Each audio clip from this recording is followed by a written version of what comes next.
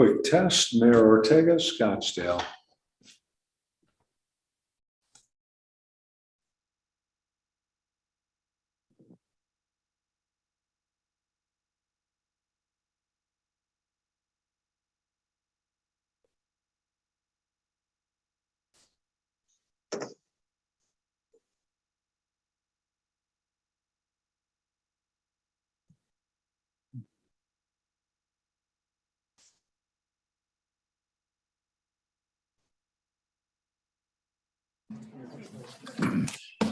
Good afternoon, everyone. I've been told that we have a quorum, so let's go ahead and call to order this MAG Regional Council meeting for April the 27th.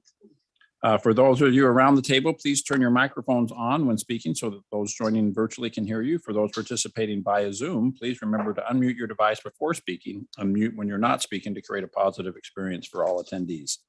When speaking, please state your name when making a comment or asking a question. Phone participants should use *6 to mute and unmute and *9 to raise their hand. The MAG public comments process provides opportunities for members of the public to comment on items scheduled on today's agenda or on items that fall under MAG's jurisdiction. 3 opportunities are provided for public comment, including call to the audience, the consent agenda, and action items being heard. MAG also provides the opportunity for members of the public to submit written comments via the MAG website prior to the meeting, as long as the comments are received at least 1 hour prior to the posted start time for the meeting. If you'd like to comment on today's meeting, please fill out a white request to speak card located on the information table in the hallway. Please be sure to indicate the time for which you want to, the item, for which you want to speak, and to a designated MAG staff member. If you're parked in the garage, please remember to validate your ticket. Parking validators are available on the information table in the hallway. For those who purchase a transit ticket to come to the meeting, please see staff for a ticket. Please note that hearing assisted devices are available from MAG staff. I'm getting to the point I might start asking for one of those. We'll now begin the meeting with a roll call of all members. Please. Thank you, Chair and members of the Regional Council. I will go down the list of members. If you are attending virtually, please unmute and indicate if you are present. Mayor Weiss. Here. Thank you. Mayor Wilson. Here. Thank you. Mayor Osborne. Present. Thank you. Mayor Les Peterson. Present. Thank you. Mayor Hartke. Here. Thank you. Mayor Hermosillo. Here. Thank you. Mayor Walter. President Bernadine Burnett. Mayor Dickey. Here. Thank you. Mayor Riggs. Governor Roe Lewis. Mayor Bridget Peterson. Here. Thank you. Mayor Wires. I'm here. Mayor Pizzillo. Here. Thank you. Mayor Molina. Present. Thank you. Mayor Shove. Present. Thank you. Present. Mayor Price. Here. Thank you. Supervisor Hickman. Mayor Carlott. Here. Thank you. Mayor Gallego. Here. Thank you. Supervisor Goodman. Vice Mayor Brown. Here. Thank you. Mayor Ortega. Present. Thank you. Mayor Hall. Here. Thank you. Mayor Woods. Mayor Rodriguez. Mayor Pereira. Present. Thank you. Mayor Laval. Yes, I'm here. Thank you. And Mr. Meck. Here. Thank you. We have a quorum. Is there anybody that I missed? Okay. We have a quorum. All right. Thank you very much. Item 2 on our agenda is the Pledge of Allegiance. So please rise and join me in the Pledge of Allegiance. I pledge allegiance to the flag of the United States of America. To the republic for which it stands. under God, indivisible, with liberty and justice for all. Thank you. Our next item is item 3, call to the audience. This is the opportunity opportunity for the public to comment on items that fall under MAG's jurisdiction that are not on the agenda or that are on the agenda for discussion and not for action. 15 minutes will be provided for the call to the audience agenda item unless the committee requests an exception to this limit. Members of the public who are attending in person may deliver their comments from the lectern at the front of the room. You have up to 3 minutes to complete your comments. A timer is provided to assist you. When the light on the timer changes from green to yellow, you have 1 minute remaining. If the light turns to red, a buzzer will sound, meaning your allotted time has expired. Have we received any requests for public comment? Yes, we received one comment online. Thank you. Would you like to read that card now, please? Yes. So our first comment comes from Brianna Stars of Tempe. I will begin comment. Please talk to MAG management about providing employees phones and computers to conduct MAG-related work. Many MAG managers require employees to be available on their personal phones 24/7. During the pandemic, employees were ordered to work from home and use their personal computers and cell phones to conduct MAG-related work. End comment. And that concludes public comments. All right, thank you. Amy, I know that Eric is on his way, right? And we appreciate you taking the hot seat for now. Will you please pass that on to Eric, and we'll have to have staff respond to that comment. Mr. Chairman and members of the council, we would be happy to follow up on that comment. Thank you. Thank you very much. Next item is the executive director's report. Amy, should we proceed with that or should we wait for Eric to arrive? I am ready to deliver Great. that presentation if you so wish. Yes, thank you very much. And we know that Eric, frankly, is meeting with the highest elected official in our state right now. So we excuse him on his way back. So Amy, thank you. Please. Thank you very much, Mr. Chairman and members of the council. Eric does send his regrets. He was delayed at an event with the governor, and he is on his way and will be joining us shortly. Next slide, please. We are very excited to introduce you to Andrea Martinez. Andrea, would you like to stand for a moment, please? She joins us as our new executive assistant. She comes from a very long and very successful tenure with the state of Arizona in the legislature, serving there as an executive assistant. So she brings a tremendous amount of expertise to her team, and we're very excited to have her join us. You may have heard from her already. If not, I'm sure that you will be hearing from her soon. So please do help us welcome her to our team. And it is Administrative Professionals Day. So it's a great time to welcome her and to thank all of our admin assistants who do so much behind the scenes to make our work here possible at MAG. So I'd like to extend our deep gratitude to all of our administrative staff here at MAG, and thank you for this opportunity to introduce Andrea. If we could go to the next slide, please. I want to call attention to the very successful City of Phoenix Trade Office that was just reopened down in Hermosillo, Sonora. That was a 3-day mission organized by City of Phoenix, Chris Mackey, their Economic Development Director there. This is the reopening, and we're very excited to be able to participate in this, and just had a great experience going to that trade office. So look for many good things to come with that office being reopened. Next slide, please. I want to call your attention to a trade mission that's being organized at Hermosillo. Elsa Belgina on our staff is organizing that and doing a fantastic job. Thanks to all of you who have committed to come. We're very excited to be able to welcome you. We are bringing elected officials, some of your economic development staff, as well as some private sector leaders. This event will occur in June, and some of the activities will include a summit on investing in Arizona and Sonora,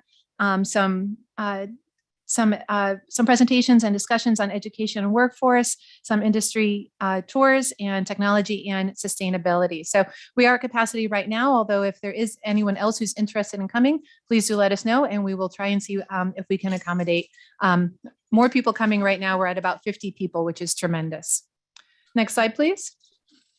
GPEC, Greater Phoenix Economic Council, will be hosting folks from the U.S. embassies of each European Union country. We're very excited to be able to be part of this. We have a number of electeds and others who are helping us to discuss the future of mobility with these foreign visitors, and that will occur on May 27th. If you're interested, Denise on our staff is planning that event, and she'd be happy to work with you on that. I believe that concludes the presentation. Next slide, please. Yes, and with that, if you have any questions, please do feel free to see me or Eric after today's meeting. We would be happy to provide any additional information that you might want. Thank you for your time today. Thank you very much. And again, Andrea, welcome. You've been very friendly and very professional. We're excited to have you on the team. And I just can't say, Mayor Gallego, thank you for opening that trade office in Hermosillo again. I think we all enjoy riding your coattails on the economic development efforts that happen there.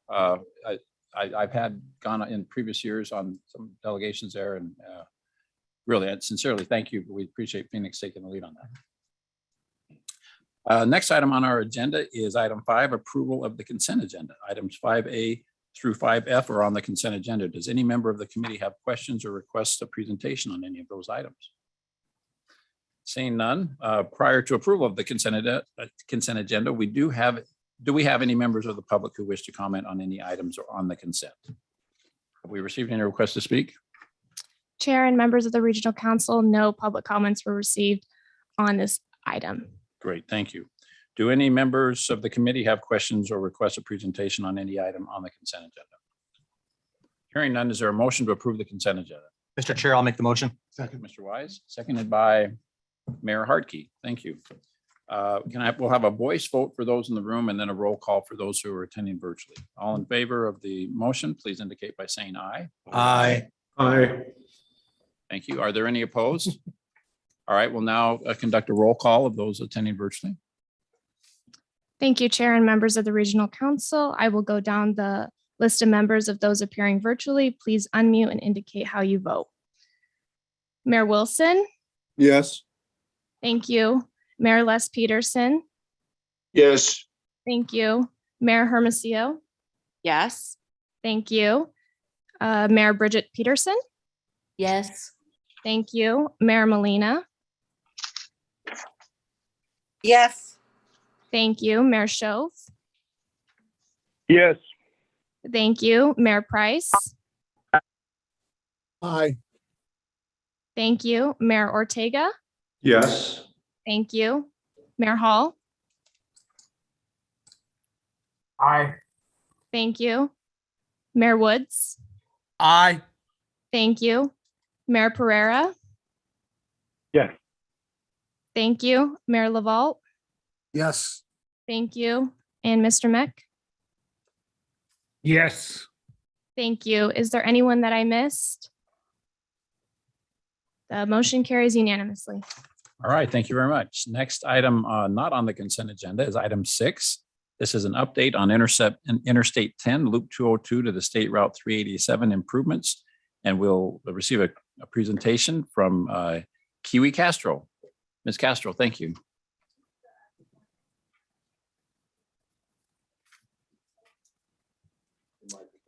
Thank you.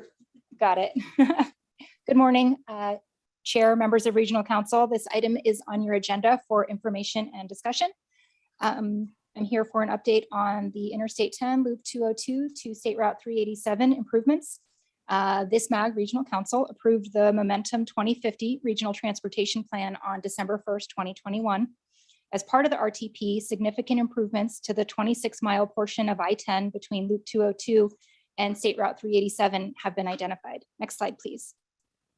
So this section of I-10 was constructed in the 1960s, and ADOT has been working to expand and modernize this facility over the last 20 years in response to significant growth in Maricopa, Pinal, and Pima counties. While the portion of I-10 between Casa Grande and Tucson was recently widened to 3 lanes each direction, the section between Phoenix and Casa Grande has only 2 lanes and continues to experience heavy congestion.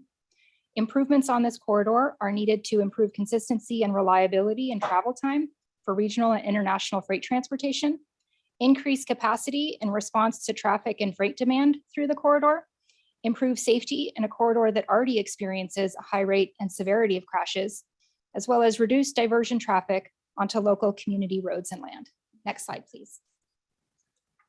So these are the high-level steps in the project development process: design concept report, environmental assessment, final design, and into construction. Right away generally parallels the final design process. This is unique, the studies on this corridor, as the majority of I-10 resides within an easement on Gila River Indian Community land. Next slide, please. So the first phase of the development process is underway and has been initiated with 2 studies on I-10. This stretch of I-10 represents the last section, again, between Phoenix and Tucson that has not been widened from its original 2-lane configuration.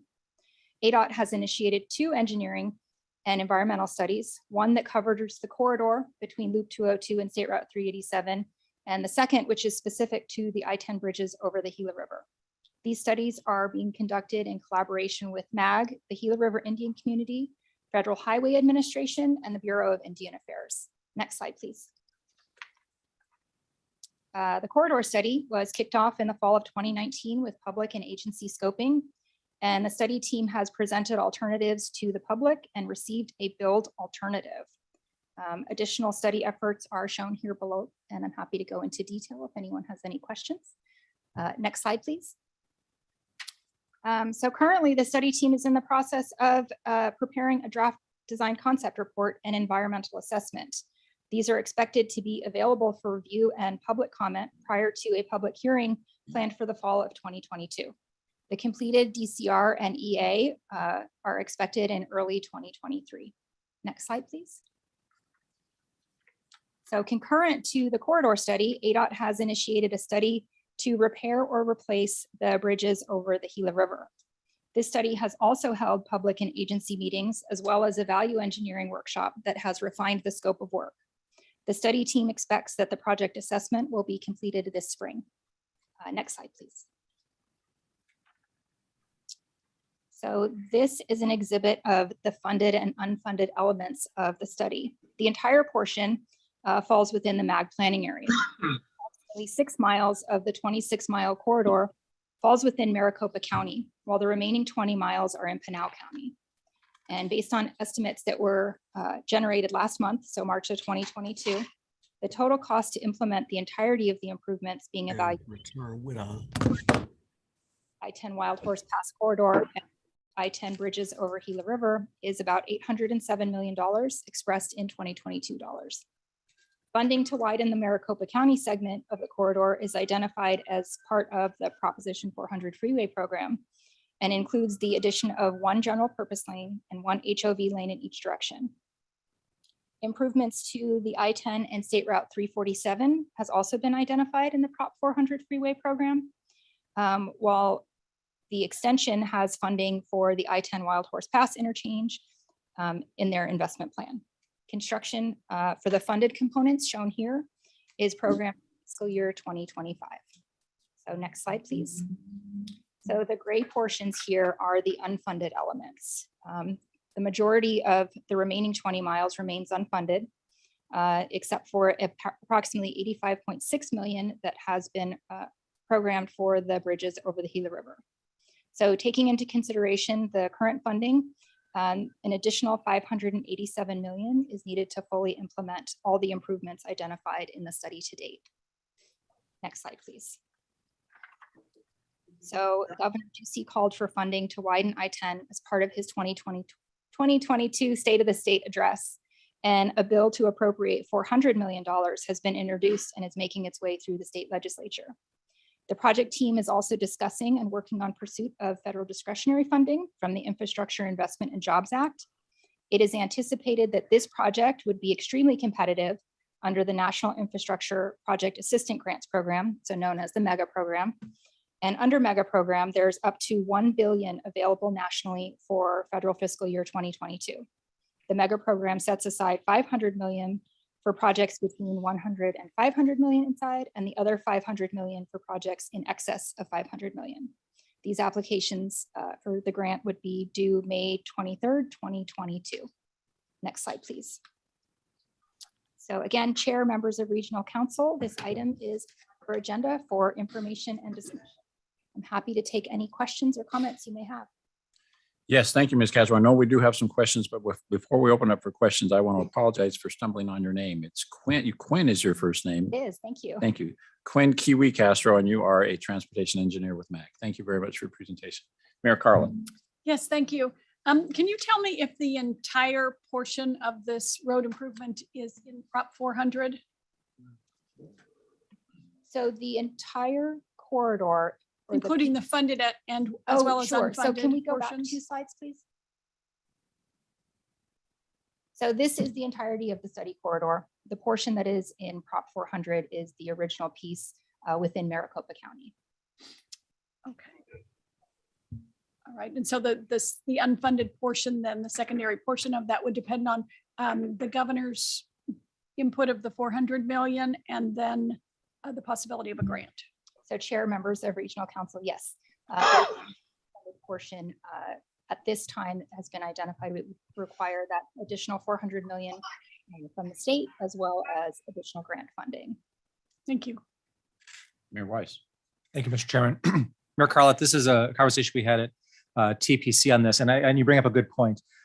It's also incumbent on Pinal County being able to come up with funding that they deem necessary for these projects. And I know Eric had mentioned a lawsuit that was happening. Do you mind kind of updating the regional council on that, kind of what's happened?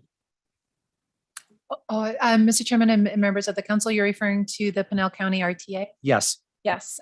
So I'd want to defer to Eric on that unless Nathan has an update, but my understanding is that those funds are not available. And if they would want to make those funds available, they would need to go back to the ballot because the lawsuit was successful in striking down the legality of that. That's that exactly measure. what I was looking for. So Yes. that's kind of where we're at right now. Thank you, Mayor Harkey. Thank you, Mayor Giles and Quinn. So I do realize we still got a gap with there, and I know that with the funding going through the House, are we coming across and encouraging of the passage of that additional 400 and doing anything that we can do as MAG? And if there's any further suggestions, I know there's also letters that are being circulated for us and others to send in for that mega grant. So it seems like we've got some possibilities of some lifting there. From your perspective, can you spell that out for us, where perhaps our influence, our voice can help this for the completion of this project? I don't think anyone questions the effects of the bottleneck. I think I was talking with Casa Grande Mayor last night at an event in Phoenix with Mayor Gallego, and he had said that coming up there was a semi that had totally cut across the freeway, and that's the sad news is that that's not an uncommon event, that there's a lot of issues and incidents on that particular passage where it bottlenecks. So from your perspective, what can we as MAG, our individual leaders, do to help with this process? So Chair, members of Regional Council, thank you for that question. At this time, the ADOT project team is preparing for that federal discretionary grant application. They have reached out to various cities, I believe most, if not all of you, and requested letters of support. They have done the same with MAG. MAG is in the process of preparing that to provide to ADOT to include in their grant application. And the grant application itself has the strong support of both MAG as well as Gila River Indian Community. And is the mega grant, just thinking of the whole timing of our legislature and when things actually are completed, is that impingent upon that additional 400 being part of this project, or would that just make it look better?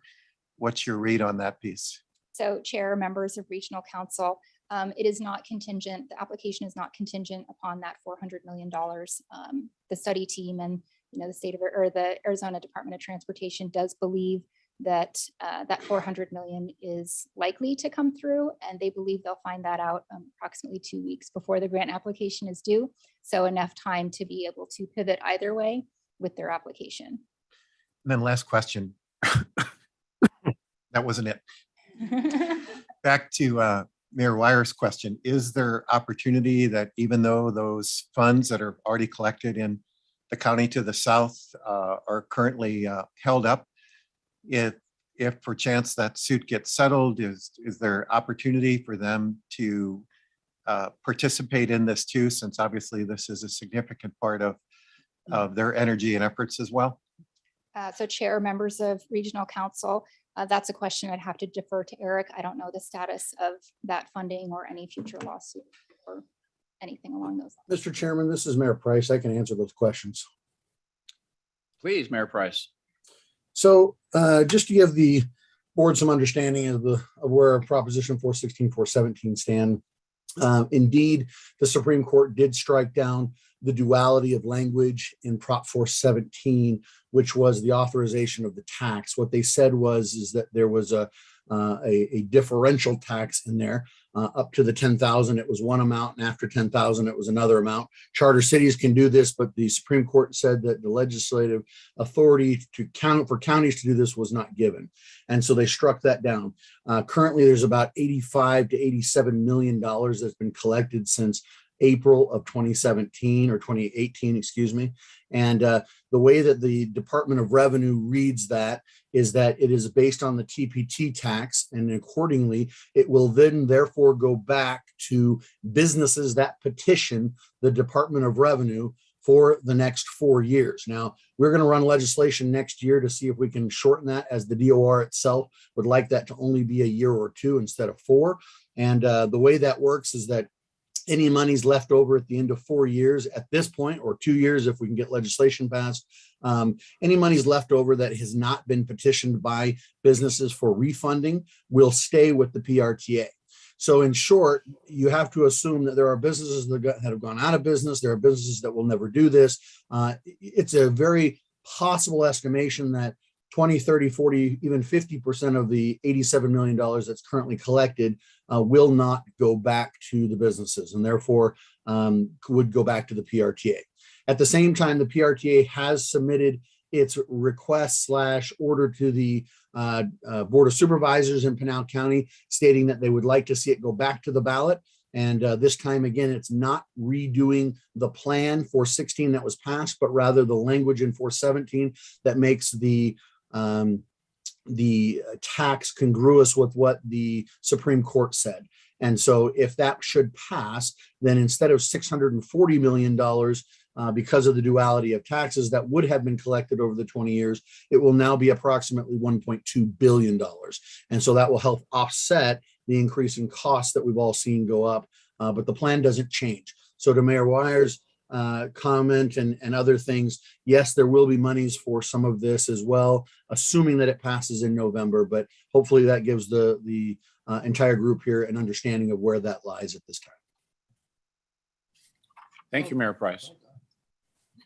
Well done. Just one last comment is that I'm used to, when I drive to Phoenix, to check a route to make sure with road construction that applying options. I now do not head to Tucson or Casa Grande without doing the same, particularly getting through that section, because I've been stranded quite a few times. So I just encourage us to see what we can do to help this process. Thank you. Thank you. Other questions for Quinn? Thank you, Quinn. That was on our agenda just for information and discussion, but appreciate that update. Thank you. Next item on our agenda, item 7, is the Regional Electrification Readiness Roadmap. We'll receive a presentation by Audra Kester-Thomas, MAG Transportation Planning Program Manager. And again, this item is also on the agenda for information and discussion. Audra. Thank you and good afternoon, members of Regional Council. Pleasure to be with you today to present exciting new work that will be forthcoming at MAG in the development of an electrification readiness roadmap. In light of advancement in technologies and certainly new federal funding opportunities as part of IIJA, as well as to complement some of the work you're doing at a local level, either through your climate action plans or other electrification readiness work, Mayor Giles, as Chair of Regional Council, requested that MAG initiate this conversation with you this month to talk about the future of electrification and ensure that the region is prepared to take advantage of these opportunities. MAG staff has committed to coordinating across disciplines here at MAG, intentionally to initiate planning efforts and to support a system-wide approach and planning effort to ensure the region is well positioned to chase discretionary funding into the future. Today's presentation will provide some regional context, highlight current federal and state activities, and conclude ultimately by asking for your guidance. Next slide. Next slide. Let's start a little bit with some background and context. Next slide. The regional electrification readiness work is intended to create guidance for the region, outlining a set of recommendations ultimately to actuate as it relates to electrification. This builds on work that MAG has completed over the last several years, including a peer region analysis to better understand what MPOs across the country have done in this space. Next slide. Not to assume everyone's familiarity, I thought I would start with just some basic understanding about electrification charging technologies, especially as it relates to passenger vehicles. You'll see here that there are 3 levels of charging infrastructure. Level 1, consider that the wall plug in your house or similar to it, can charge electric vehicles at a bit of a trickle, gaining between 2 and 5 miles per hour. It's plugged in. For most cars, that would take a couple of days to fully charge, as you can see here. Level 2 chargers are the most popular option. They combine both cost and speed and are applicable both in public as well as private settings. You'll see here they have a higher charge rate between 10 and 30 miles per hour charge. For most people, this means you can charge your vehicle overnight. And then there's a level 3 charger. This is a fast charger. These are the pieces of infrastructure you typically see alongside highways or adjacent to freeways to really enable cross-country or long-distance travel, able to get to an 80% charge anywhere between 20 and 60 minutes, and are provided, like I mentioned, typically along an interstate or a freeway corridor. In public applications, you normally see chargers in banks where there's several opportunities available. You'll see also in this slide, we've identified some estimated costs. These are just to give some context and illustration for your benefit. I also want to acknowledge this doesn't include ongoing operations and maintenance cost or hardware and software costs, sometimes that do have a proprietary aspect to it. Next slide. So a little of the basics out of the way, let's talk about advancement in technology, specifically as it relates to batteries. Over the last 10 years, a lot of progress has been made. This has been able to not only reduce the cost of batteries, also enabling a larger number of vehicles to come to the market, as you are all quite familiar. So with those costs dropping and more availability of models, you'll see a rapid increase in uptake, not just here, but across the country. With that technology advancement, you also see improvement in range, as you see in this chart here. Over the last 10 years, significant progress in the viability of these vehicles. Just 10 years ago, the highest performing model would get you about 100 miles on a charge or a tank, if you will. Today, there's several models that exceed 400 miles on a single charge. Next slide. Looking here in the state of Arizona, we have about 30,000 vehicles registered currently. We have a high adoption rate, as I already mentioned, per capita, with the 6th highest number of electric vehicles. We have about 1,000 chargers statewide. The majority of those are that level 2 charger, as I mentioned. We have about 100 of the level 3 or fast charging locations as well. Next slide. So according to the Department of Energy, approximately 80% of vehicles are charged at residences and typically in the overnight hours. Of course, the intent here is now to close the gap, especially for long distance travel or even in terms of a commuting pattern.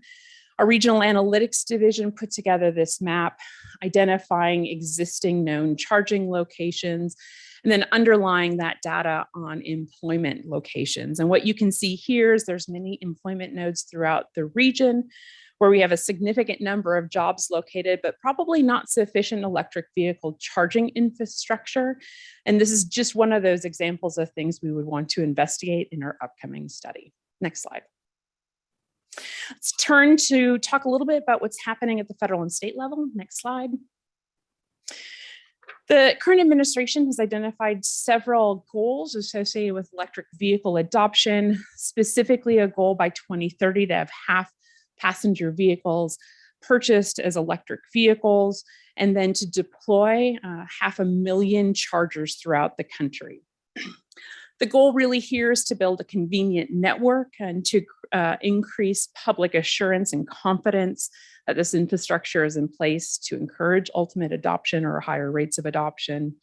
As part of IIJA, as we have mentioned in previous presentations, there is $5 billion set aside to state departments of transportation to help fill in gaps in the electrification infrastructure, specifically to address rural areas as well as disadvantaged communities. 10% of that is set aside for the discretion of the secretary's use.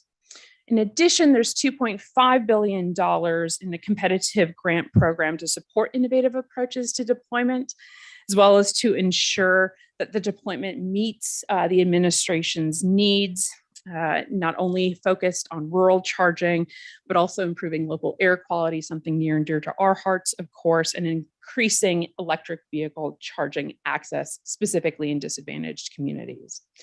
MAG staff continues to track this guidance as it comes out of the Department of Transportation, and are particularly keen at looking at strategies that make the most sense in terms of funding at a regional level. And that includes new programs like the carbon reduction program. Next slide. So alternative fuel corridors are the focus for the deployment of the state departments of transportation funding.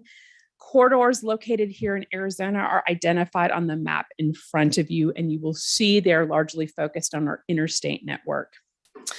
Through this new formula program, the Arizona Department of Transportation anticipates receiving over $76 million over the course of the next 5 years. And as part of that effort, has initiated the development of their electric vehicle infrastructure deployment plan, which they anticipate will be completed this fall. MAG, as well as member agencies, have been invited to that effort. We're expecting a meeting here to kick off in the next month or so. While not an exact reflection, of course, of the administration's intent to ensure a high or an electric vehicle charging infrastructure is at least contiguous every 50 miles, what you will see in this map is certainly some of the gaps that exist within the state of where there aren't electric vehicle infrastructure currently. We do have a 25-mile buffer on each of those points. And so in gray, you will see some of those areas for which infrastructure does not currently exist. Next slide. There has been a considerable amount of work that has occurred both in the state and Intermountain West. In 2017, governors of the Intermountain West states identified here did sign on to a memorandum of understanding to continue coordination on education efforts, as well as to coordinate on location placement to ensure a consistent user experience across our Intermountain West states. Next slide. In addition, National Association of State Energy Officials in the Intermountain West got together and last year issued their needs assessment report. Amongst other things, identification of best practices and procedures for deployment were certainly included in this report, as well as creating voluntary minimum standards and ways to leverage economies of scale. Next slide. And then here at a state level, as directed by the Arizona Corporation Commission, the Arizona Statewide Transportation Electrification Plan Phase 2 was authored last year for the utilities of APS and Tucson Electric Power. As I mentioned, this was a directive of the Arizona Corporation Commission. Amongst other things in this report, barriers to charging infrastructure and gaps were identified, as well as the implications associated to these utilities for an increased escalation in electric vehicle adoption. These are just a few studies that we're referencing to illustrate there's a lot of work that has already been occurring that MAG can quickly jump off of and further leverage for purposes of the region. Next slide. So let's talk a little bit more about our intent here and then open it up for more discussion. Next slide. Ultimately, we want to hear from you today in reflection, of course, of your own priorities, but also with your regional lens on today. Our intent here, we expect to gain a better understanding, of course, of the technology itself, both in terms of battery as well as charging technology. We also, while this presentation has focused a lot on passenger vehicle, we don't want to lose sight of the entirety of the system. Top of mind include freight interests, but also when it comes to public transit. Certainly with the streetcar extension in Tempe, some of that is on battery technology, of course, which is a new technology, of course, in the country. We want to continue to look at fleets as well, both at a local level, as well as the public transportation infrastructure. In addition, identify gaps analysis to identify strategies to implementation, and then ultimately define roles and responsibilities and specifically detail readiness action steps for which can be actuated. These are just some of the examples of the objectives we intend to achieve as part of this effort, in addition to how we can best take advantage of those discretionary funding opportunities for which Chairman Giles had identified. Before opening up this to more conversation, I do want to draw your attention to this photo. We've come across this new entrance or take, if you will, on a corner convenience store. This is a new product that you've seen in states like Colorado. Modernizing that corner convenience store to provide fresh foods, kind of a new take on a bodega, but also what you see here is not only the charging for, the market rate for a gallon of gasoline, but the charged rate for a kilowatt hour of a electric vehicle infrastructure. So you see this is going to be changing. We expect to see more of this. This is a photo that's taken a couple of years ago, as you see by the price of gallon of gas here. But certainly this is the kind of thing we want to be ready for and be able to work with you to best understand a strategy and a plan for our future. Next slide.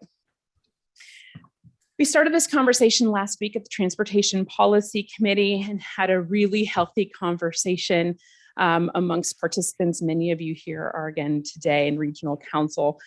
So that conversation was robust. It's hard to probably summarize that in just one slide, but I did want to hit a few of the highlights and then certainly open it up to all of you who were there last week who may want to add some emphasis points, if you will. Certainly there was acknowledgement that technology is rapidly advancing and that will be a challenge as well as an opportunity associated with this effort. We talked about not just plug in the wall, but the idea of dynamic charging, hydrogen technologies, autonomy, and other matters. Certainly recognition of the importance of stakeholder engagement, particularly with our utility providers to ensure the infrastructure, transmission infrastructure is in place to be able to carry a load into the future. There's a lot of discussion on implementation, both the public's role in that effort as well as the private sector's role in that effort. But I think that there was consensus direction, of course, that planning work as it relates to electrification and transportation in general certainly has a home here at MAG. And that was the direction provided out of TPC. And then finally, there was discussion on the other implications associated with electrification and really affirmation of MAG's adopted policy principle to support legislative efforts to increase statewide transportation funding and most specifically to modernize the Highway User Revenue Fund, which has a model focused, of course, on gasoline purchase and fuel purchases. Next slide. So with that, Chairman Giles and members of Regional Council, we want to hear from you. We're having this conversation, initiating this today, one of many into the future, to get your feedback and a better understanding of what you would like to see out of this effort. I will note before turning it over to Mayor Giles, provided the feedback last week on what's the naming and the nomenclature associated with this. I think Mayor Giles feels strongly that this is a strategic plan. We feel the same way, so we're certainly open to your thoughts on that as well. So Chairman Giles, I'll turn it over to you. Thank you, Audrey. Great presentation. And I know in TPC last week, those of you who are here know we had a very robust conversation. And so I expect a similar experience here. So I know there's no lack of interest on this topic. Mayor Weiss. Thank you, Mayor Giles. Audrey, do you mind going back one screen to what the TPC discussion was? Thank you. I think when we talked last week at TPC, there was a lot of focus on what the technology of the future looks like. And while Audra has touched on it, that some vehicles right now are getting 400 miles per charge, it's not going to be long in the future where we see vehicles at 1,000 miles. Mercedes-Benz just tested a vehicle that got over 1,000 miles per charge. And I think that has an impact on where charging facilities are. After the TPC meeting, I really kind of sat down and thought about this whole discussion. And I thought, if MAG was doing this, as it pertained to combustion vehicles, would we be advocating for gas stations? Would we be looking at things like that? And the answer is probably not. What we would be looking at is, what does the supply of gasoline look like? Is there storage capacity at the 51st Avenue tank farms? Is there pipelines enough to bring in fuel? Is there availability for roads to bring in tanker trucks for fuel? And my personal opinion is, I think that private industry is going to take care of the charging part of this. Now, that doesn't mean that ADOT doesn't have a role when it comes to rest areas and charging facilities there. or at waste stations or whatever that looks like. But I think private industry is going to have the biggest role in this. I think as an organization, it's incumbent on MAG to look at the discussions on what does providing that electrical service look like, whether that's three major partners, TEP, APS, SRP, what does battery storage look like in the future? And how do cities implement those type of facilities throughout their jurisdictions? And kind of how do we give a roadmap to cities, especially in rural Maricopa County, where they're not coming to these meetings, they may not have access to these meetings. How do we do that? So kind of those areas that we touched on TPC, I think MAG has taken to heart. And I think the hardest thing for us is to try and gauge future technologies and see what this organization's role is in that. So thank you, Audra, for that. Thank you. I know there's, if I could quickly respond to those questions, I appreciate Mayor Weiss raising the question of what is government's role in this scenario. And to some extent, I think that debate has been had at Washington, and there is a large electric vehicle truck full of money on its way out to all the states. And so the question is, do we want to participate in all of the federal funding that is being dispersed right now or not? And yes, I agree.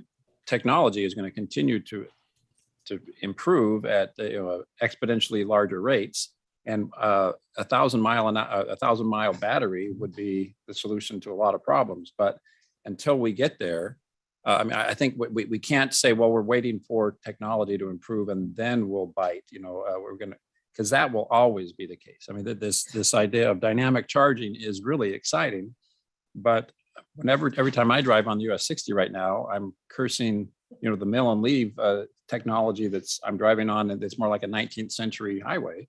And so the idea that we're going to all of a sudden be the Jetsons, anytime soon, to me doesn't seem very realistic.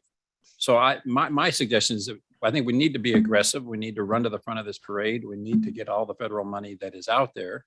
This technology we're not debating whether this technology is going to occur. It is occurring. We're building new factories every week, right? Between Tesla or Ford or GM. And we've got one going up in Mesa right now. We're very proud of the Lucid facility in Casa Grande is amazing, call it car of the year. So I think we need to be aggressive. And Mayor Gallego told a great story a week ago about being asked by a national automotive industry magazine. It's Phoenix, the new motor city, based on the way that we're embracing electric vehicle technology in this area. So I think it's something we need to embrace and run to the front of.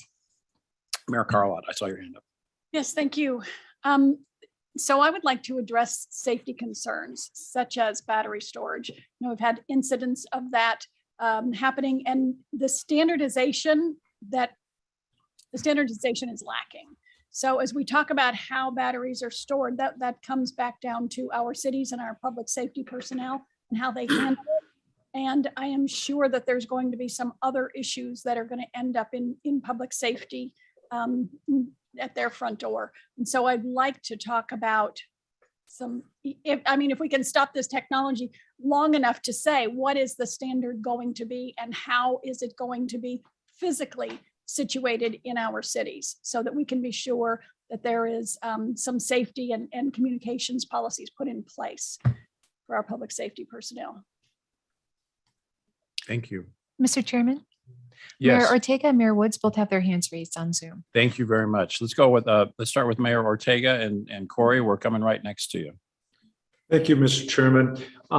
2 points, requests for information. One would be to what extent have the autonomous vehicles information on where they're, providing their centralized charging stations, and how perhaps some of the linkage could happen with the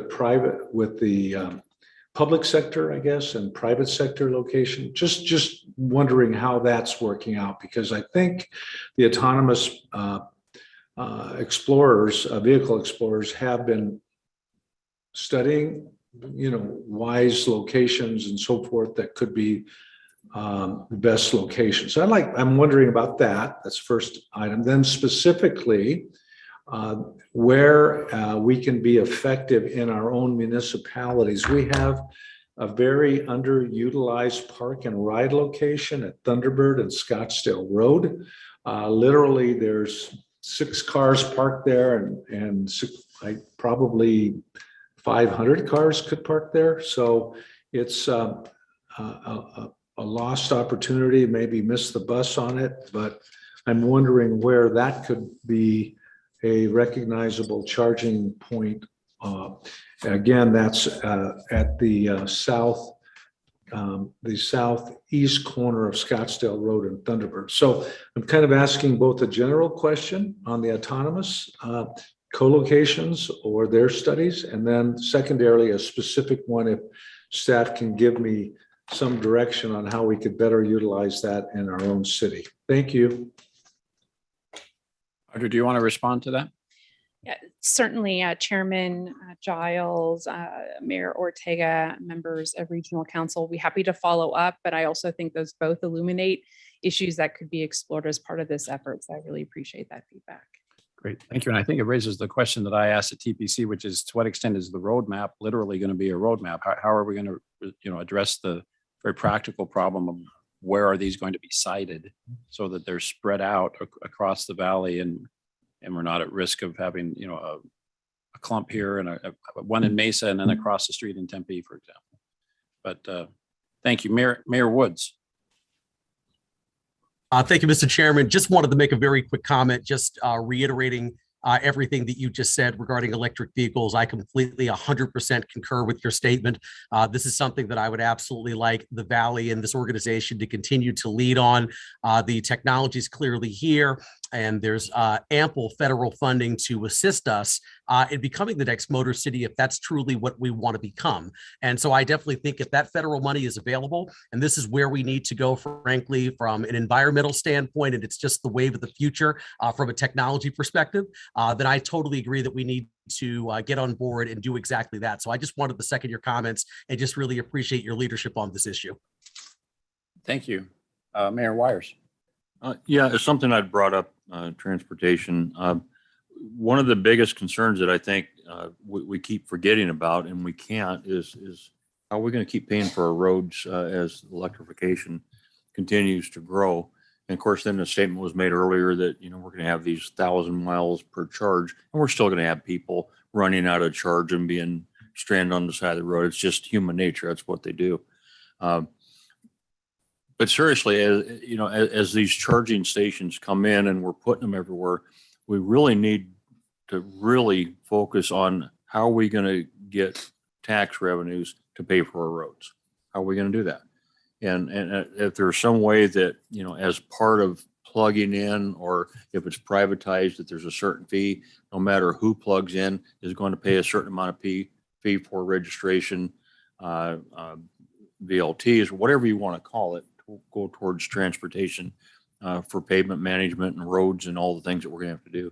That problem's not going away.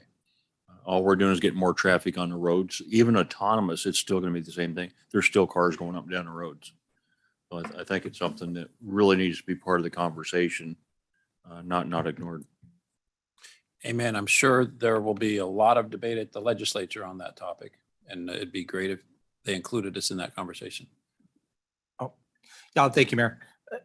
Audra, I think when we look at all this, we have a tendency as an organization and as consumers to look at what the upfront costs are, cost of the vehicle, what it costs per kilowatt hour to charge.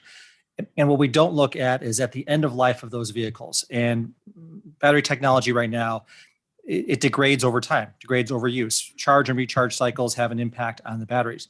I also think if we're going to look at federal dollars, which I would agree with, I think there also has to be a roadmap on what we do. I think the number was 1 million electric vehicles in Arizona by 2030. What are the guidelines? Where does MAG play a role in either the disposing of the lithium batteries or the recycling of the lithium material? Does MAG take a stance on metals that are used in the batteries, whether it's cobalt, which is poisonous and toxic?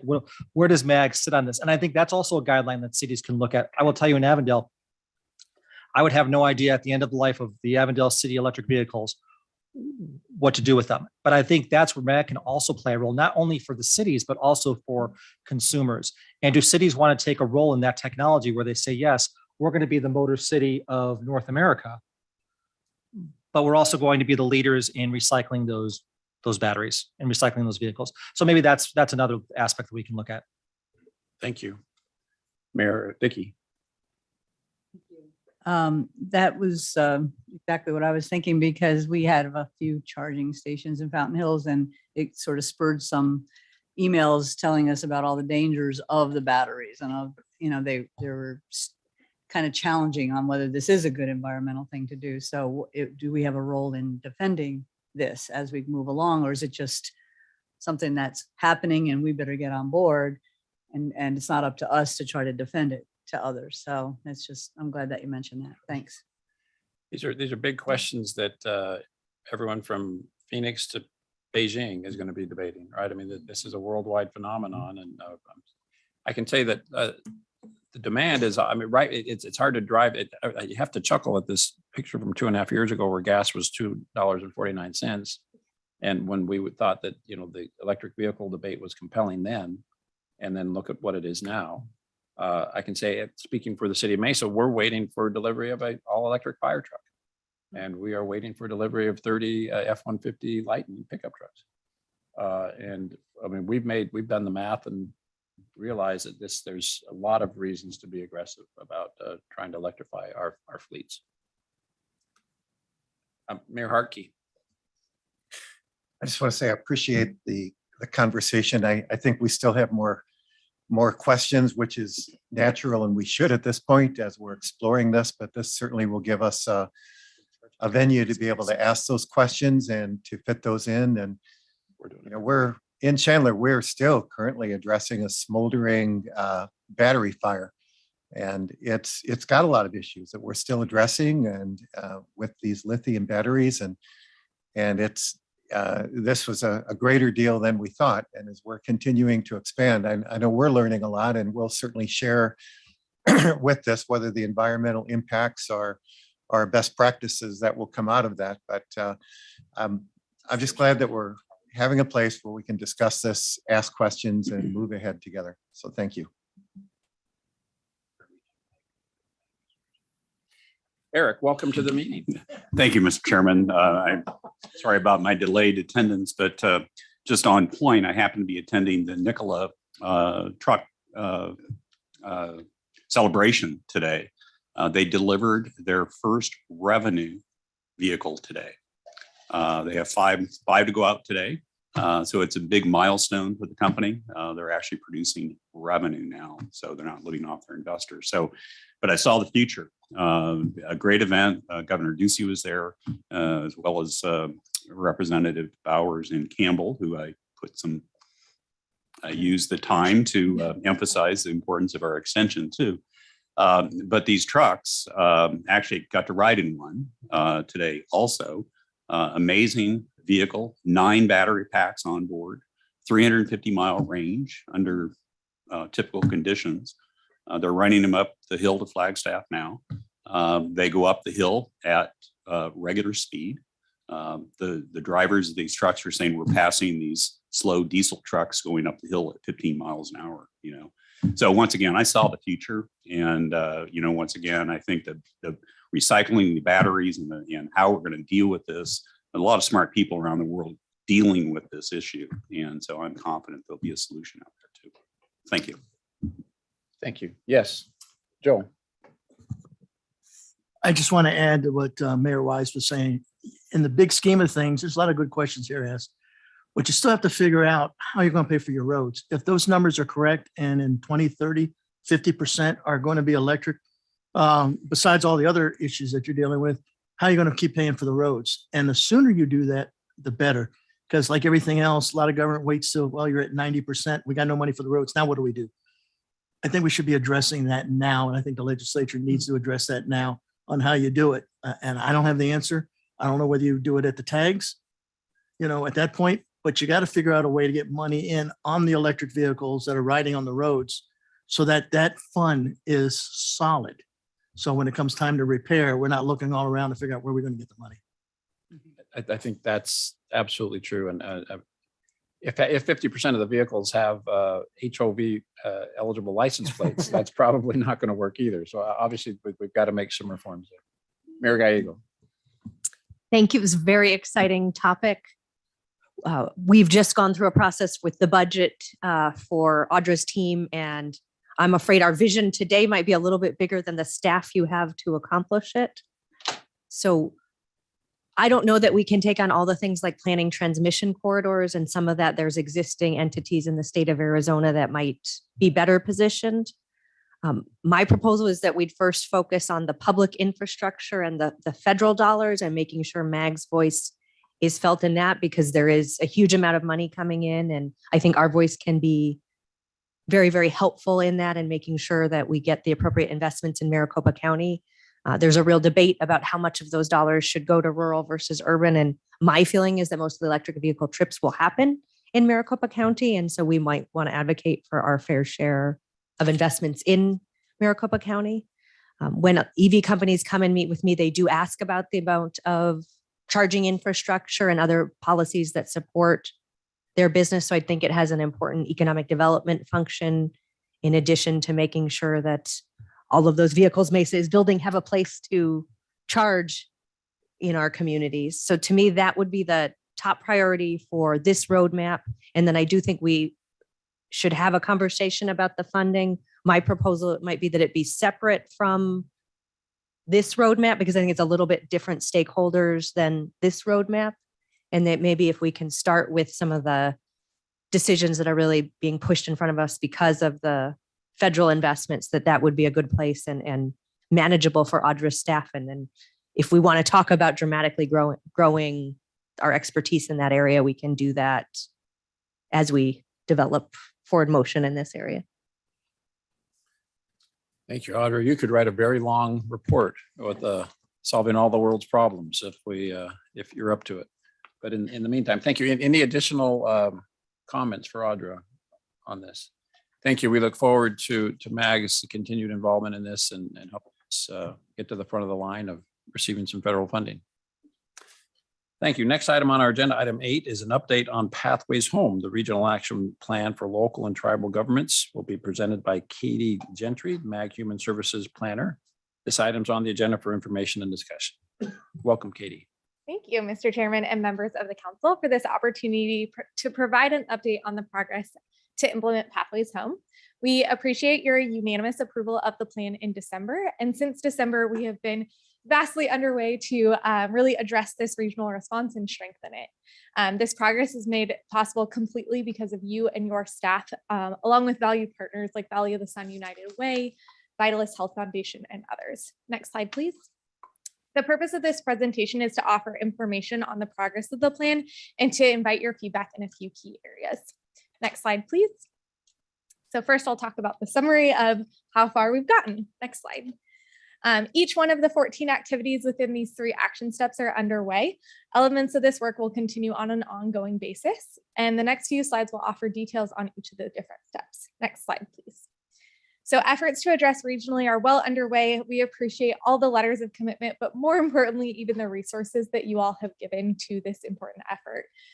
These resources include more than $154 million in cash and in-kind contributions, as well as an additional $339 million on activities not related to the plan, like prevention, but are still important parts of the homeless response system. We will go into more detail on the sample ads in the slides to follow. And then lastly, I want to highlight, thanks to our communications team, we have completely launched the redesign of our pages on homelessness. And I really encourage you to take a look at this link. Next slide, please. Thanks to the commitment and resources of local and tribal governments, we've already met our housing targets since the plan was approved, which includes a combination of units available as well as those planned. Housing, we know, is a critical issue, particularly right now, and the additional units are a reason to celebrate, but we also know that this is an opportunity to reevaluate those targets because we've continued to see a growth in homelessness. We'll have more about this in just a couple of slides. And lastly, I want to highlight, we're increasing access for rental units primarily illustrates the work of Threshold that is being launched by Maricopa County with their partners. But we know there's other efforts underway as well, such as purchasing of homes to remain as affordable rentals, hiring housing search navigators at the local jurisdictions, and flexible funding to secure housing units. Next slide. Finally, as we work to support diverse partnerships, the development of multiple toolkits are underway, as well as working with outreach teams. We are also developing a funding filter to align and maximize funding. The prototype was initially developed by MAG, and we spoke with public and private funders at a meeting last week. The tool offers aggregate analysis for the amount of funding available by each activity, as well as specific info for available funding opportunities to come. Next slide, please. As we move forward, there's a few key areas that we want to get your feedback on. Next slide. So the first thing is the letters of commitment. We all look to you to gather the information from each of your local and tribal governments. Out of 32 requests, we did receive data and signed letters from 27 different communities, which I thought was a great feat for our first year. And this activity will be repeated on an annual year. So this is based off of your fiscal year. We heard from feedback from you all that it was really helpful to be on the fiscal year of July to June. We are open to any feedback on that process and are also looking to your staff for feedback on that process. I will pause and see if any of you have feedback, and if not, we can keep going. Thank you, Katie. Any comments to this point? All right, how about the folks online? Any virtual hands up? All right, thank you, Katie. Next Please proceed. slide, please. Awesome. So we've also been meeting with your public information officers in homelessness context to develop a regional public education campaign. Kelly Taft and Nikki Stevens have been leading this from our team internally. Through this collaboration, we've developed a series of ads designed to increase support for affordable housing. We know with the rising housing costs, the need for affordable housing is significant. Thank you to Paradise Valley and Fountain Hills. We already have funds committed and are actively seeking additional funding to support this campaign. And we're also meeting with Home Matters to Arizona to explore opportunities to align with their campaign and to integrate efforts where possible. These discussions include looking at scope, budget, and timeline alignment. And we're working with them. Unfortunately, working with them may result in a delay of the project. So we want to know from you if you think the benefits of working with them outweighs the cost of a possible delay of 1 to 2 months in the project. As we consider this partnership, there also may be the additional option to move forward with a separate campaign on reducing the stigma of homelessness. And so the first set of ads that we'll walk you through really relate to that campaign. But we want to know from you if you would rather move forward with the Welcome Me campaign, wait for the partnership with Home Matters, or move forward right away on the Dignity campaign to reduce the stigma of homelessness. As you move to the next slide, this reflects this first set of 4 ads represent the Dignity campaign. The goal of the campaign is to reduce the stigma of homelessness and really humanize the people behind homelessness. And then next slide. This second set of ads represent the Welcome Me campaign. And the goal of this campaign is to humanize the need for affordable housing and to build support among likely voters. Next slide. As you can see, these are just a sampling of some of the ads that we've created so far. Next slide. We are developing metrics to measure the impact of the campaigns in achieving these goals. So I will pause and ask for any feedback you have on all of these. Mayor Weiss. I'm not going to comment on the timeline. You guys are the experts, and there's other people in the room who are more expert on the ad campaign. I will tell you that it's just mincing words, but I'm not a big fan of the term affordable housing. I think it has a connotation that has been around for decades, and people look at that and they see it as something negative where it truly isn't. I've always appreciated the term workforce housing. I think that is what we're trying to do. I think there are people who are homeless who still work every day, and they're living out of their cars or living on a friend's couch. And I think the terminology makes a difference as we move forward. Just my 2 cents on that. Thank you. I've got 2 cent stuffer on this as well. I think we saw these ads to me seem like they're targeted at NIMBYism, and they're trying to broaden hearts and minds in our communities to say, don't push it back against affordable housing projects. Don't show up at city council meetings and pound your fist on the table, which all of us I think would agree that that's a good idea. But it also plays into this this narrative that we've seen at the legislature that we need to change. We need to get rid of zoning, or cities are playing standing in the way of solving the affordable housing problem, which we all know that's not true. We don't, do away with zoning. There's other problems that are really contributing far more than NIMBYism in my mind. So I think I like the messaging, but I think we need to get more more feedback from the members on whether or not we're feeding into that narrative, which I disagree with. I think a lot of us disagree with. Also, the first ad I saw where I think certainly we want to cultivate and nurture compassion for folks who are experiencing homelessness, but we also, the concept of healthy giving is one that we want to embrace. And so to the extent it looks like we're saying, hey, next time you see somebody on a corner, stop your car, go give them $1. That might not be the right message, right? We want, there's healthier ways for, to manifest your compassion to help the homeless community. So I think I like the ads, but I'd like to spend some time in maybe roundtabling them with local city people that might have some helpful suggestions on them. Mr. Chairman, if I may, and members of the council, thank you very much for that feedback. That's why we wanted to get these ads in front of you today. We do have an opportunity with Home Matters Arizona. They have Alina under contract, and they've offered to help us refine these messages. And so I think that could be another good avenue. We're committed to working with you and with your staff to make sure that whatever message we're developing for this regional campaign truly does reflect each of the communities in the region. And so we look forward to continuing to work with you. We do have a meeting tomorrow with your public information officers, as well as with your staff assigned to address homelessness, and we'll be seeking additional feedback and conducting further refinement on these ads after that meeting. Thank you. Thank you. Any other comments? Mayor Dickey. Thank you, Mayor. From what you were just saying, do you think that it's worth it for us to point out those other reasons why this is happening?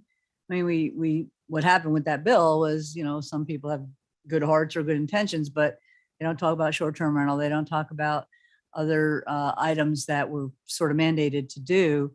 And, maybe fourth down the list, you might try to talk about some zoning, but it was like way not the reason behind what's going on. In addition, it's not just Phoenix or Arizona, it's the whole, a lot of places in the country. So in Fountain Hills, we get like all this, there's nobody can afford to live here. But I was talking to Mayor Harkey about, one of my kids who had to go from one place to another, cities here. So it's not just Fountain Hills. So does that fall into this at all? Pointing out all the reasons why this is happening? Maybe Nathan, during your legislative report, you can tell us a little bit about the status of that bill. I think the homeowners, the home builders agreed to convene a study group, and so that there's a forum for that discussion to take place, and we can point out that workforce issues, supply chain issues, there's a lot of reasons why housing is has risen so dramatically. Not included in that list is zoning requirements. So maybe Nathan, if you don't mind, when it's your turn to talk, give us a brief update on that particular piece of legislation. Mayor Harkey. Yeah, I again like this conversation, and I don't consider myself an ad expert, but I'm glad you're going to be visiting some that are. And there's still so much disinformation around this. We're doing a water rate realignment that will raise, I think, probably 80 cents a month for water on our multi-housing. And we've been accused of this is going to put people out on the street of homelessness, not the $400, $600, $800 a month raises that the market is calling for, but these types of things. So there's just a lot of weird information out there. And I think the more that we're talking and the more that we're working together addressing this, it's going to help us all. Thank you. Other comments? I'll pass along a best practice tip that I picked up from Mayor Gallego a while back.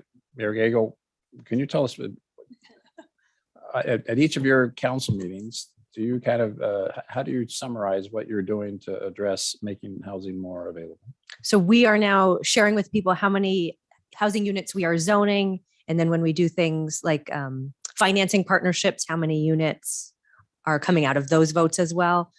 This started because there was news coverage that indicated we were not supporting new units, and we are doing thousands and thousands of units very regularly at a very fast pace. So we just wanted to make sure that our residents and stakeholders had access to how many units we are permitting. And it seems like it has gotten a good response and helped address some of the misinformation at the legislature and elsewhere about the source of the current situation. Thank you. I intend on doing the same thing in my meetings. Mayor Osborne. Yep, Mayor, thank you. We're doing essentially the same thing and trying to get the message out about what the truth is behind at least the affordable housing in the building, and in our case, the try on our part to get affordable housing or multifamily into the Buckeye area. There's one case that I think we continue to get jammed up in the newspaper about specifically, where a developer wanted to build on a certain piece of property that was in the graduated density corridor or concept corridor of Luke Air Force Base. So it didn't fit into that. It was in a predominantly rural area within our community, where you had acre lots across the street from it. Then you had new homes that were built just around it that were at about 4 to the acre, and they were wanting to come in at 18 to the acre. So very, very dense housing. And then, of course, the residents, you had a lot of NIMBYism, and this was an affordable, a rent capped product. So the neighbors are about to have kittens over that, but also the fact that there's just such a high density project that were coming in.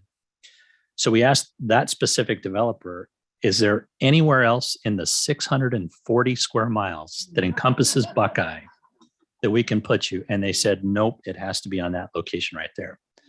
So we have constantly, since that happened, been jammed up in the paper. What we've attempted to do is go to the legislators that were running the bill that's in question and say, why don't you come out and take a tour of Buckeye, and let's have a conversation about really what's happening with respect to multifamily and affordable housing. We have another project that's getting no press that is actually sited near our downtown area that is a true affordable or rent capped project. We have 6,000 multifamily dwelling units in the pipeline right now, and about 10% of those are the affordable housing. So we get it. We understand that there's a need. I think everybody understands there's a need. We had Elliot Pollock came to GPEC and said, congratulations on all the economic development activity, but if you can't figure out housing and how to supply more housing to the folks that are going to be moving in to occupy these jobs that are coming into not only the Buckeye area, but the entire Metro Phoenix area, it's done in just a couple of years, because you just do not have the amount of housing product that you need to keep up with the demand that's going to be there. So it's speed to market. And I think that's what all cities are trying to concentrate on right now. And Mayor Gago, I applaud you guys for broadcasting that at each one of the council meetings and making sure people understand we're doing our part. Sure, there's things that we could fix and help in getting things to market quicker, but it's a bigger problem than just one site that's getting jammed up in the newspaper that causes a legislation to be written for really not, you're chasing a ghost. It's not, that is not the issue that we're dealing with. And then from the ads,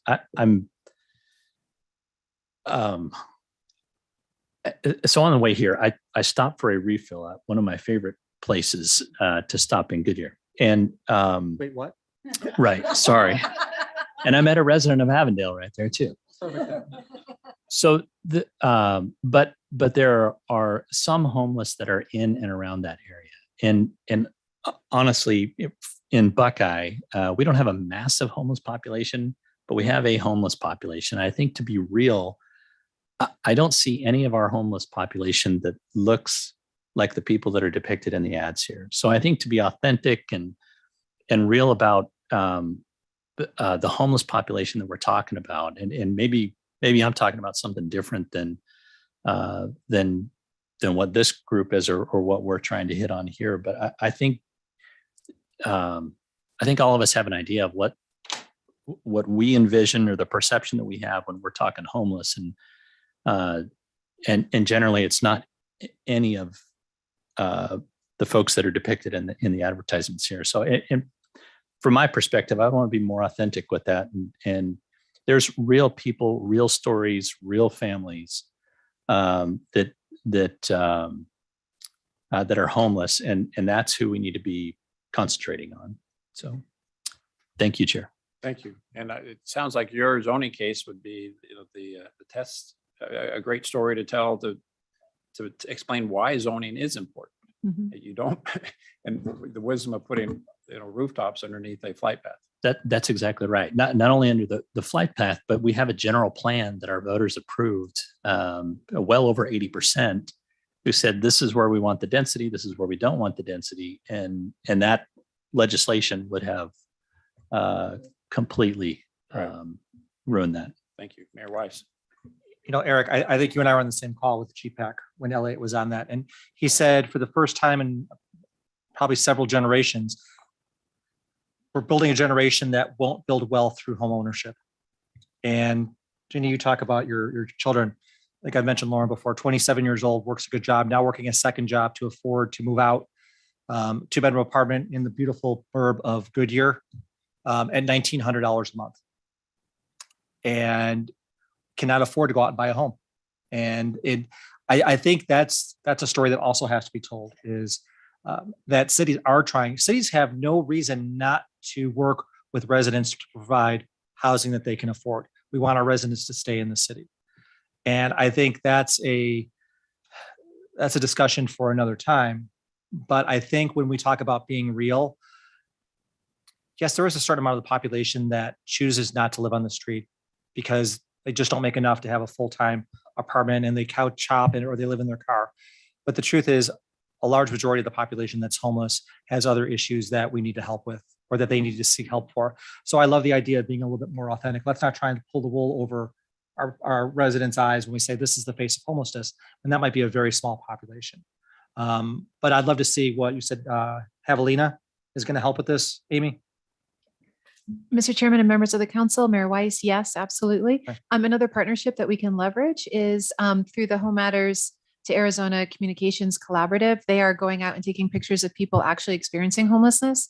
And I know the Continuum of Care particularly is very interested in telling the stories of people who are experiencing homelessness. And so we can leverage that partnership and be able to circle back with you and with your staff in regard to those actual photos and those real stories. Thanks, Amy. Thank you, First. Thank you.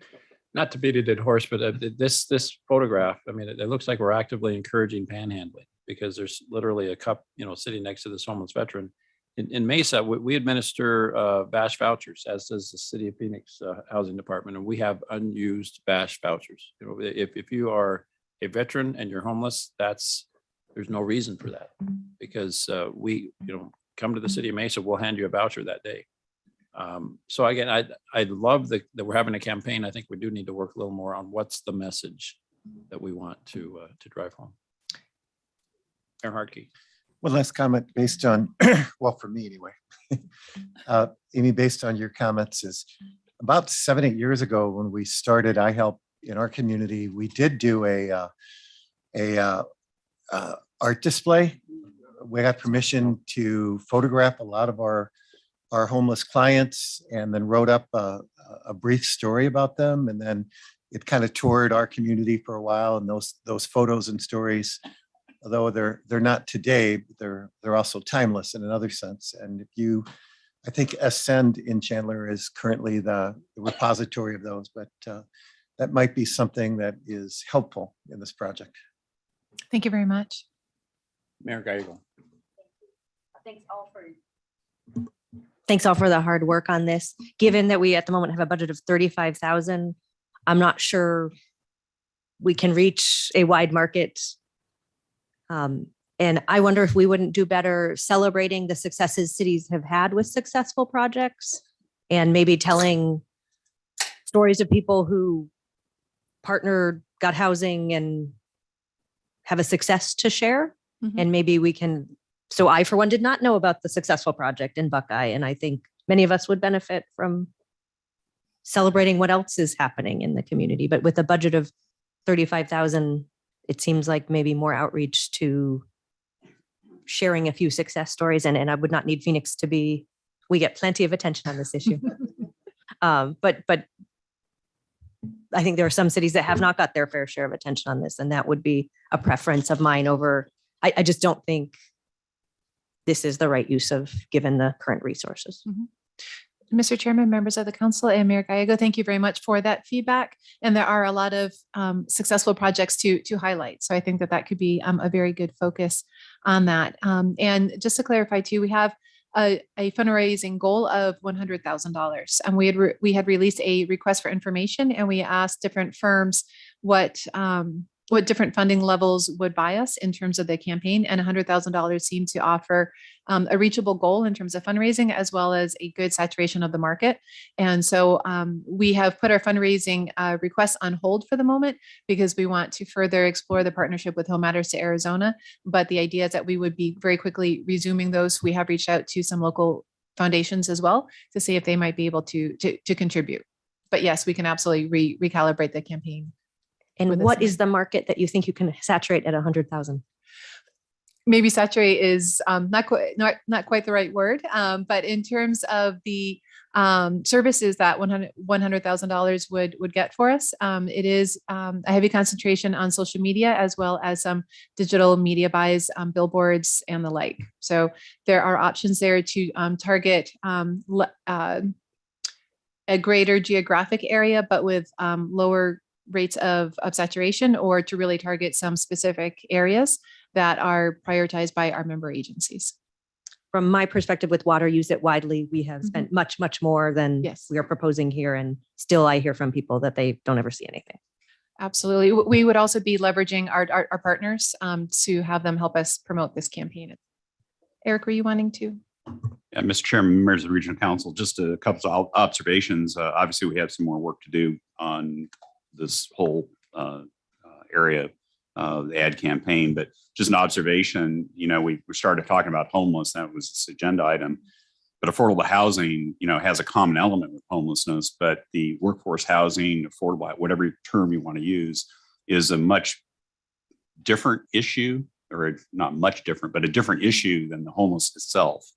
And so, we have people here because of the increases in rent, are forced to move, and they're having difficulty find some place that they can afford. So same sort of story that Mayor Weiss shared about his daughter. So once again, workforce housing, getting appropriate housing at a good price point for most people, I think is really an objective. But once again, it's different than the homeless stuff. I mean, I think the ads here sort of are trying to do too much, quite frankly. There's a homeless ad, which is up there now, but then we talk about affordable housing or workforce housing. And so I think those messages are bound to be confusing out there too. So I think we really do need to sit down and kind of retool some of what we're really focused on in terms of the market. What are we trying to achieve by doing this? Thank you. I think we're starting to lose some membership because the meeting is going long, but Katie, is there more to your presentation? I do have more. Okay. Can you kind of go as fast as you can through the rest of your presentation? I can try. Thank you. So if you'll flip to the next slide for me. So as I mentioned earlier, we're reassessing housing targets. So we definitely want to celebrate the work that you all have done so far, but knowing that homelessness is increasing, we saw that in the unsheltered PIT count numbers, and we should have the full release of the PIT count upcoming. But we also know that we want to be reassessing these targets. So when we come back to you at our next update, we will be reassessing those targets and coming back to you with a more dynamic kind of increasing at an every single month reflection. Next slide, please. And then finally, just want to talk about sharing updates. When we initially passed the plan, you all asked for quarterly updates, and this is our first quarterly update. And just want to make sure that you all would like to continue with that schedule. In addition to this, the Regional Homelessness Coordination Team, which is open to every member agency, receives monthly updates. So that goes out to all of your staff as well as intergovs. And then we will also be coming back to you all in August at your next quarter. Thank you. Couple next slide, next steps coming up. Next slide, please. We do have a series of meetings. These all meet on a monthly basis. If you or any of your staff are interested in attending, we are more than happy to send an invite. Just please reach out to me. Next slide. And just want to say thank you for your continued support and your time today. Feel free to reach out to myself or to Amy with any additional questions or guidance. And it is really critical that we hear back from you to be able to continue. Mr. Chair. Thank you. Just Mayor to say, Wise. Katie, incredible energy. You really put it's hard to describe. You put a focus on this, and I could tell all the hard work that you and your team have put together on this, and just keep the energy level up, because a lot of times we get bogged down with other things happening at our cities and everything else. But keep this in our face, and thank you for all the work that you do. Mr. Chair and Mayor Weiss, thank you. I want to echo that, and again, let's not let the good news, get buried in this ongoing conversation. We need to celebrate that we have a regional homeless plan. That's great. That's a monumental step forward. And I wrote down what Katie said. That she said our housing targets have been met. That's great. The next thing she said is we continue to see growth in homelessness. So we're doing that. Pat yourself on the back a little bit, but don't go into contortions, because there's we still have plenty to do, I think. So we look Mr. forward. Chairman, you couldn't have said it better. Thank you, Katie. Moving on, our next agenda item is item 9. That's nominating committee. Annually, the chair of the MAG Regional Council appoints a 5-member nominating committee from the Regional Council. In accordance with the approved MAG Regional Council nominating process, the nominating committee develops a slate of 7 candidates. These candidates include a chair, vice chair, treasurer, the past chair, and 3 members at large. The nominating committee is required to provide a balanced slate of officers. The slate is forwarded to all of the regional council members at least 2 weeks prior to the annual meeting in June. A report on the members of the nominating committee will be provided at the regional council meeting. This year's members of the MAG nominating committee are as follows. The chair will be Mayor Corey Woods. The committee will include Peoria Mayor Kathy Carlett, Surprise Mayor Skip Hall, Fountain Hills Mayor Ginny Dickey, and Youngtown Mayor Michael Lavalde. I'd like to thank these members for agreeing to serve on the nominating committee. A memo will be sent out following the meeting requesting nominations for MAG officers and members of the executive committee, and would include details on the process. The regional council will vote on the executive committee members at our June meeting. So thank you very much. Next item on our agenda, item 10, is the legislative update. Nathan, we look forward to hearing from you, and I see that you have Mr. McDonald with you as well.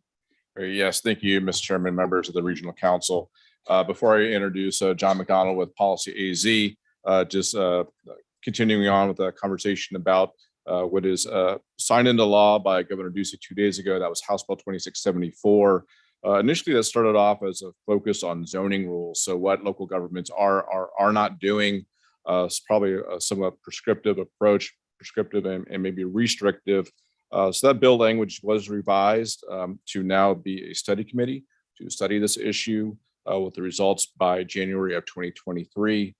This is a study committee to provide recommendations on affordable housing. 10 members yet to be identified, consisting of lawmakers, landlords, realtors, and home builders. So that study committee will be forming. We'll keep track of that and provide inputs as necessary, sharing our regional perspective as they do their work of studying this issue. With that, Mr. Chairman, I'll turn it over to John McDonald. John McDonald's of Policy AZ, MAG state contract lobbyist. He will focus his efforts today on our ongoing enabling legislation for the extension of the half cent sales tax in Maricopa County. John.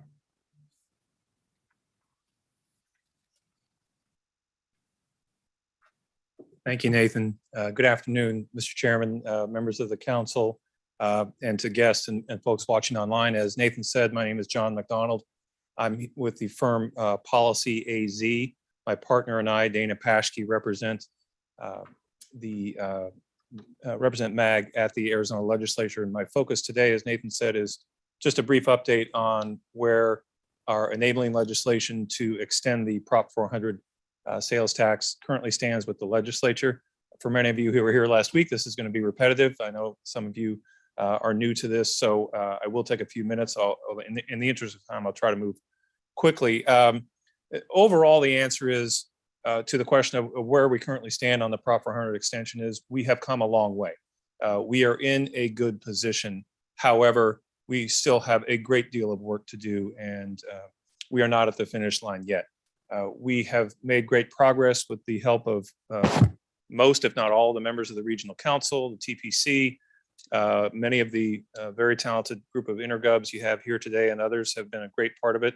The business community, any number of folks from the business community here in the region have been extremely helpful with the legislative process and making contact with members and helping us get this through. And last but not least, of course, the MAG staff, Eric and Nathan, and especially Audra and John Bullen, who at this point have to be dreaming Prop 400 every night in either their dreams or their nightmares. I think it's probably the latter at the moment.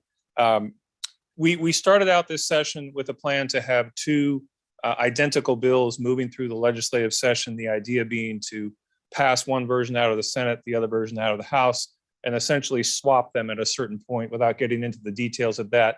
It's a legislative maneuver that essentially speeds up the process. That ended up not being necessary. So now we are focused on one particular bill, which is Senate Bill 1356. It is sponsored by Senator Tyler Pace, who has been a tremendous champion on this issue. That passed out of the state Senate with a clear majority of 21 votes, which is enough for an emergency clause in the bill. Normally, we would need a minimum of 16 votes in the Senate for a bare majority. If you want to have an emergency clause on the bill, meaning that the bill would go into enactment immediately upon the signature of the governor, rather than the normal 90-day after the legislative session ends effective date. We needed 20 votes, a minimum in the Senate to accomplish that. We got 21. So we are very pleased with that result. We have now moved that bill over to the House, where it was heard in the House Transportation Committee, chaired by Representative Frank Carroll, who has also been a very strong champion for this issue. It passed out of that committee. It is now, and that was a few weeks ago, it is now waiting to move through the Rules Committee and a couple of other steps in the House process before it can go to the House floor. So we are currently awaiting a hearing in the Rules Committee. It is no small feat to pass a piece of tax, if you will, legislation through this Arizona legislature. And we anticipated a very difficult process, especially in the House. We have not been disappointed in that way. It has been very difficult, and it remains so. We are currently in a holding pattern at the House for a couple of reasons. One is the overall legislative climate right now is one that is trying to filter its way through and negotiate its way through several very large issues. One is, as always, the state budget, which is currently in negotiation and a long ways from being done, frankly. The other concerns a number of different issues on water that are a high priority for the governor and legislative leadership. Those are still being negotiated. And the other is taxation, the desires of Senate and House leadership and the governor to pass a series of tax reforms that is also under negotiation. So those three issues, the budget, water, and taxation, are all intertwined. They all have to be moved through the House and Senate. The House and Senate, as you probably know, have a bare majority of Republicans needed to pass legislation. They need 31 votes in the House to pass anything. They have 31 Republicans. You need 16 votes in the Senate. They have 16 Republicans. So one Republican in either house can really hold things up quite a bit, and that is happening currently. That will continue to happen. So we need those things to be negotiated out and a path forward on those items before a whole lot of other bills, including the Prop 400 extension, can move. That is one of the reasons we are currently in a holding pattern. The other reason is this is a difficult issue. We are trying to make sure we have the necessary votes in the House, once the bill goes on the floor for the passage that we need, we want to gain not just a bare majority of 31, we want to have a minimum of 40 votes so that we could have that emergency clause on the bill, which would allow the bill, again, to go into effect immediately, so that then Maricopa County can go through its processes necessary to get the bill on the ballot for the November election in the county. So that's where we currently are. I think when we were talking last week with TPC, Mayor Gallego asked a question, what can we do to help this effort? And I would answer that again today by saying, if you have relationships with your members of the legislature, please reach out to them. Please tell them how important this is, especially House members, that this go on the floor and receive a vote and pass and be signed by the governor. I'm sure a lot of you have already done so. If you can continue to make those contacts, it'll be very important. And the last thing I want to mention is we are in this holding pattern. You will probably see a lot of nothing happen for a little while, and then everything will break loose, and it will happen very quickly. So be prepared. I'm sure the MAG staff can get information out to all of you about when we need to really contact those members, especially in the House, and make sure that they understand your support and how important this is. So be prepared, and hopefully you can reach out and help us get this across the finish line at the appropriate time. Mr. Chairman, happy to answer any questions. Thank you, John. Questions for Mr. McDonald? I'd just like to say, John, you and Dana have done a wonderful job. I've been involved in this and been very impressed. And also at the outset of this, we all said we need champions in the legislature, and we weren't sure if we had any, but Senator Pace and Chairman Carroll have really stepped up, and they have taken this on a personal level, and they are expending all of their personal political capital to make this happen. So when you have the opportunity to talk to those two gentlemen, please express your appreciation. They're doing a great job. Couldn't agree more, Mr. Chairman. They've done a terrific job, and when this gets across the finish line, we will have them to thank along with many others. Yeah, thank you. If there's no other questions, we'll move on to agenda item 11. Item 11 is request for future agenda items. This item's for information. Are there any requests by a regional council member for a future agenda item? Seeing none, we don't have any virtual hands up, do we, Amy? Thank you. Item 12 is comments from the council. This item is for information. Are there any comments by a regional council member at this time? Yes, Mayor Gallego. Very briefly, wanted to thank Eric and MAG staff for all the work on working with ADOT for the mega grant for the I-10 expansion in the East Valley. There's so many resources available, and we got to be aggressive to make sure we get our fair share. So thank you for your work in that area. Thank you, Mayor Gallego. Any other announcements? All right, thank you. That concludes our agenda for this meeting. We are adjourned. Our next meeting is scheduled for Wednesday, May 25th at 11:30. Thank you.